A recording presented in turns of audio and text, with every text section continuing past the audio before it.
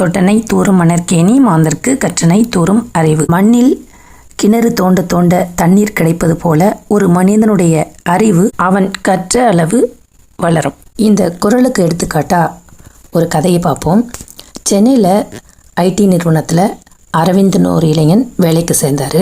ஆரம்பத்தில் அடிப்படை அறிவு இருந்தாலே போதும், ரொம்ப சிறப்பாகவே வேலை பார்க்க முடிஞ்சுது. கொஞ்ச நாள்லேயே ஒரு நியூ ப்ராஜெக்ட் தரப்பட்டுச்சு.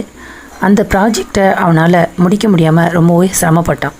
அப்போது அவனுடைய நண்பர்கள்ட்ட அவன் பேசும்போது, என்னால் இந்த ப்ராஜெக்டை முடிக்க முடியல அப்படின்னு சொல்லும்போது, நண்பர்கள்லாம் என்ன சொன்னாங்கன்னா, நம்ம இப்போதைக்கு இருக்கிற நிலைமையில் இதோட அட்வான்ஸாக என்ன இருக்கோ அதெல்லாம் நம்ம கற்றுக்கணும். இதோட டெக்னாலஜி, டூல்ஸு, இதுக்கான ப்ரோக்ராமிங் லாங்குவேஜஸ்லாம் கொஞ்சம் நம்ம கற்றுக்கணும்.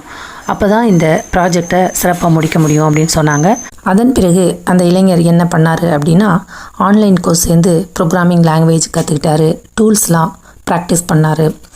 நியூ டெக்னாலஜிஸ்லாம் என்ன வந்திருக்கு அப்படின்னு கேட்டு தெரிஞ்சுக்கிட்டாரு.